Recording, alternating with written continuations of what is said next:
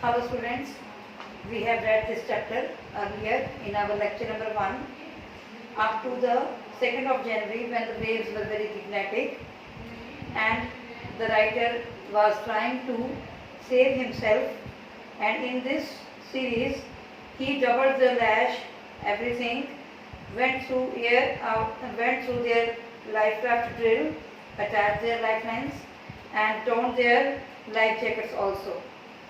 So we are going to start our 6th paragraph with the line, the first indication of impending disaster came at about 6 p.m. Students, open your books and start your 6th paragraph. The first indication of impending disaster came at about 6 p.m. with an ominous silence. जो first उनका मतलब next जो उनके लिए disaster आ रहा था वो बहुत ही अशुभ खामोशी के साथ शाम को 6 बजे आया. द विंड ड्रॉप्ड, जो हवाएं थी वो रुक गई थी. And the sky immediately grew dark, और जो आसमान था वो एकदम से डार्क हो गया था, ज़्यादा अंधकार वाला हो गया था, ज़्यादा अंधेरा हो गया था. Then came a growing roar and an enormous cloud toward aft of the ship. तब एक बहुत ही तेज आवाज़ करते हुए बहुत बड़ा सा ह्यूज क्लाउड उनके शिप की तरफ बढ़ रहा था. विद हॉरर, भय से, आई रियलाइज्ड, मैंने महसूस किया कि it was not a cloud, यह क्लाउड नहीं था, but a wave like no other I had ever seen, but इतनी बड़ी लहर थी जो कि मैंने इससे पहले कभी देखी नहीं थी. It appeared perfectly vertical and almost twice the height of the other waves with a frightful breaking crest.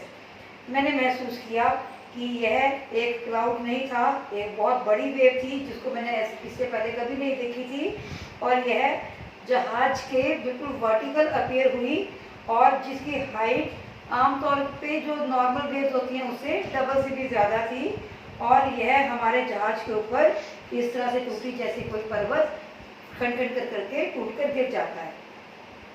The roar increased to a thunder as the stern moved up the face of the wave, and for a moment I thought we might ride over it. अब इतनी ही तेज गर्जना के साथ यह wave हमारे face से टकराई और हमारे जहाज से टकराई, और एक पल को यूँ लगा जैसे मैं इसके ऊपर राइड कर सकता हूँ, इस वेव के ऊपर चढ़ सकता हूँ. But then a tremendous explosion shook the deck. But उसी समय हमारे डेक पे एक बहुत भयानक विस्फोट हुआ. A torrent of green and white water broke over the ship. एक बहुत बड़ा बहाव हरे और सफ़ेद पानी का हमारे शिप को तोड़ गया. My head smashed into the wheel and I was aware of flying overboard and sinking below the waves.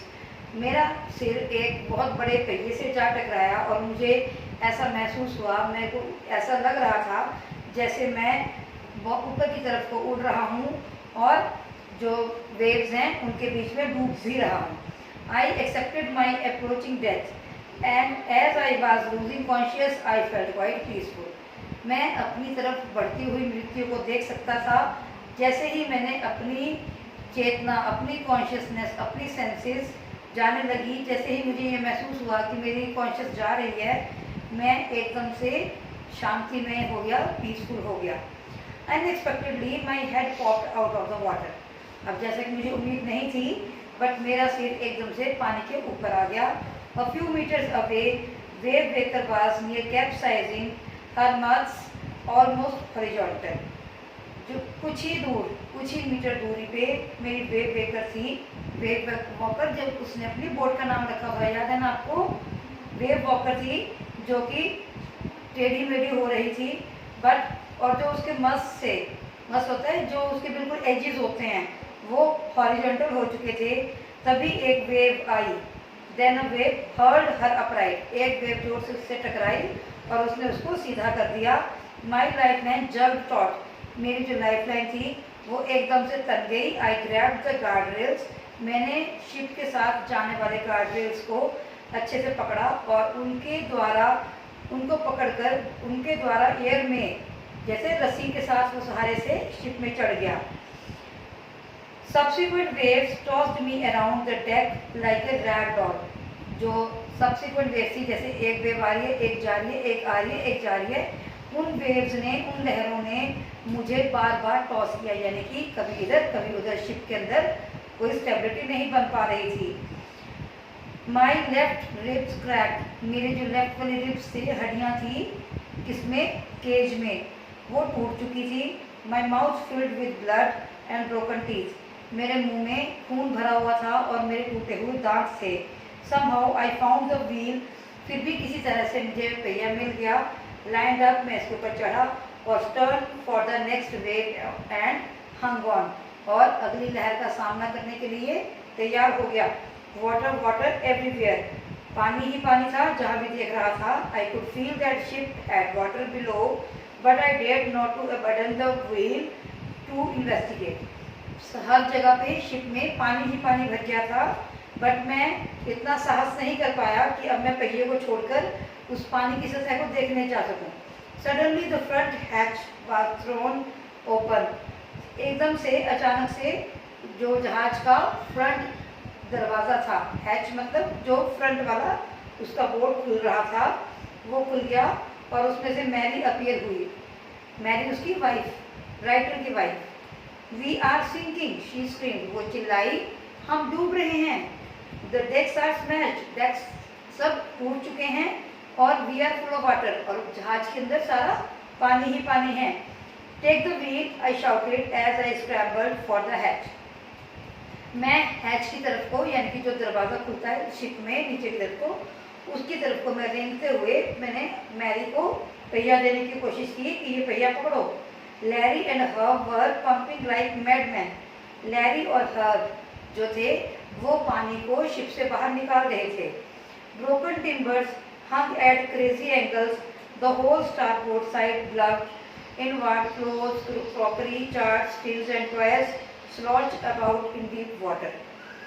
Harry और हर्ब पानी को शिप में से बाहर निकाल रहे थे, और टूटी हुई जो लकड़ियाँ थी, जो जहाज टूटा था, जो उसका नुकसान हुआ था, वो जगह जगह पड़ी थी, और जहाज के अंदर का भाग एक तरफ को थोड़ा सा बैठ सा गया था, और जो उनका सामान था, जैसे क्रॉकरी, खिलौने, कपड़े जो वो अपने साथ ले गए थे, वो सब पानी में ऐसे तैर रहे थे जैसे वो डुबकियाँ लगा रहे हों। I half swam half crawled into the children's cabin, मैं आधा तैरता, आधा डूबता, आधा रेंगता हुआ बच्चों के कैबिन तक पहुंचा। आर यू ऑल राइट, क्या तुम सब ठीक हो? आई आस्क्ड, मैंने पूछा। किससे? बच्चों से। Yes they answered from the upper one, उन्होंने ऊपर की तरफ से जवाब दिया कि हाँ हम सब ठीक हैं। बट माई हेड हर्ट से बिट, सेड स्यू, स्यू माने उसकी डॉटर का नाम जो सुजैन था, निकनेम स्यू था।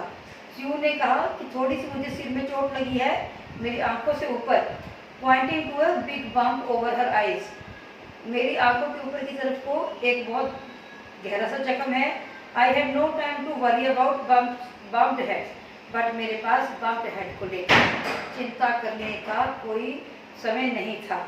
After finding a hammer, screws and canvas, I struggled back on deck, अपना हथौड़ा, अपने पेज और कैनवस लेकर मैं वापस डेक पर पहुंचा संघर्ष करने के लिए। संघर्ष किसके साथ करना था? पानी के साथ, लहरों के साथ। With the starboard side hatch upon open, we were taking water with each wave that broke over us, starboard के साथ, जो कि हम जिसके साथ कि हम पानी को बाहर की तरफ को निकाल रहे थे और लहरें वापस हमारे ऊपर आ रही थी। If I couldn't make some repairs we would surely sink, अगर मैं रिपेयर नहीं करूँगा तो हम श्योरली ही डूब जाएंगे। Somehow I manage to stretch canvas and secure waterproof hatch covers across the gaping holes, फिर भी किसी तरह से मैंने मैनेज किया। मैंने कैनवस को स्ट्रेच करके, मतलब सीधा करके, उसको एक अपने लिए वाटरप्रूफ हैच की तरह यूज़ करने की कोशिश की। Some water continue to stream below, but most of it was now being deflected over the side, कुछ पानी नीचे की तरफ को जा रहा था, बट साथ के साथ ही पानी बाहर की तरफ हम मोड़ रहे थे। More problems arose when our hand pumps started to block up with the debris floating around the cabins and the electric pump short circuit. ज़्यादा समस्याएं तब उत्पन्न हो गई, तब पैदा हो गई जब हमारे हैंड पंप्स ब्लॉक हो गए। किसकी वजह से? वो जो गारा इकट्ठा हो गया था पानी के साथ, उनकी वजह से। और उससे क्या हुआ, उनके जो इलेक्ट्रिक पंप्स थे, जो इलेक्ट्रिसिटी के बोर्ड जो लगाए, वो शॉर्ट सर्किट हो गए। The water level rose suddenly, पानी का जो लेवल था वो डराने वाला था और ऊपर की तरफ बढ़ रहा था। Back on the deck, I found that our 2 spare hand pumps had been wrenched overboard, along with the forestay sail, the jib, the device, and the main anchor. जब मैंने वापस देखा तो हमारे जहाज पर 2 हैंडपंप खुले हुए थे, एक आगे का पॉल, एक छोटा पॉल, एक डिंगी और कुछ एक एंकर के साथ। Then I remember we had another electric pump under the chart room floor. फिर मुझे याद आया कि हमारे पास एक और इलेक्ट्रिक पंप था। कहाँ? चार्ट रूम, मतलब फर्श के नीचे की तरफ को। I connected it to an out pipe and was thankful to find that it work. मैंने उसे कनेक्ट करने की कोशिश की और शुक्र है कि मैं उसे कनेक्ट कर पाया, वो वर्क कर रहा था। द नाइट ड्रैग, रात बड़ी हो रही थी।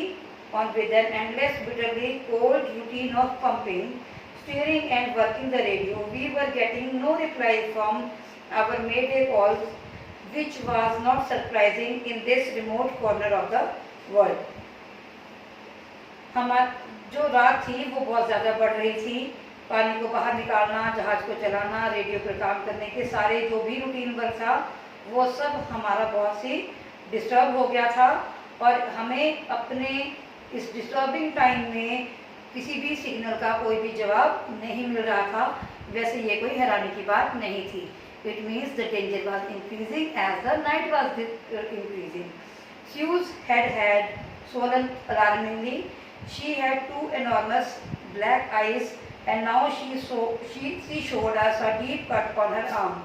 जो बेटी थी उनकी, राइटर की बेटी सुजैन थी, उसका सिर बहुत बुरी तरह से सूज गया था। उसकी जो 2 आंखें थी वो और भी ज़्यादा बड़ी, उसके मतलब जो डार्क सर्कल्स थे वो और भी ज़्यादा भयानक हो गए थे, बड़े बड़े हो गए थे। और अब उसने दिखाया कि उसकी बाजू पे भी बहुत बड़ा कट था। When I asked why she hadn't made more of her injuries before this, जब मैंने उससे पूछा कि उसने पहले क्यों नहीं दिखाया कि वो इतनी ज़्यादा मतलब इंजर्ड हो चुकी है, तो she replied, उसने रिप्लाई किया, I didn't want to worry you when you were trying to save us. और मैं आपको ज़्यादा चिंता में नहीं डालना चाहती थी जबकि आप हम सबको बचाने की पूरी कोशिश कर रहे हैं। See in this story up to this paragraph, we have learned that the family is very much strong psychologically. The daughter, who is also very young, but even then she has not told about her injuries to his father because she thought that her father is trying to save the lives of all the family members, so why to worry him just for her own injuries. देखो इसमें जो परिवार है वो एक समुद्री यात्रा पे निकला है अपने रिस्क पे और उन्होंने खुद ही अपनी वेव वॉकर नाम की एक बोट बनाई है जिसको उन्होंने पूरी तरह से अपडेट कर रखा है। जो भी समुद्र में कठिनाइयाँ आती हैं उसके साथ उन्होंने उसको बना रखा है। बट इवन देन अब जब इतनी प्रॉब्लम्स आ रही हैं, जब बेटी उसमें इतनी ज़्यादा इंजर्ड हो चुकी है, जबकि उसको इतनी चोट लग चुकी है, तो भी देखो वो कितनी स्ट्रांगली रहती है कि मैं अपने फादर को इस प्रोसेस में डिस्टर्ब ना करूं, किस प्रोसेस में कि उसके सभी फैमिली मेम्बर्स की लाइफ को बचाने के प्रोसेस में। So see students, here there will power is working, the father's will power. देखो in the middle of the today's content we know that the father was also sinking, but after a while he came up and he started to try to save the lives of his family members. So in the same way the daughter is also very strong. She is also hiding her injuries from his father because she doesn't want to make her father very worried about her, so that her father can proceed for the saving the family's life. By morning on January 3, अब ये सारी जो कुछ हो रहा था वो 2 जनवरी की मॉर्निंग से इवनिंग और इवनिंग से नाइट, नाइट से again morning, See, this was all the event happening between the 24 hours. By morning on January 3, the pumps had the water level sufficiently under control for us to take 2 hours rest in rotation. But we still had a tremendous leak somewhere below the water line, and on checking, I found that nearly all the boatsman's rib frames were smashed down to the keel. In fact, there was nothing holding up a whole section of the starboard hull except a few cupboard partitions. Beta, from this paragraph, we will start again in our lecture number 3 for the chapter number 2.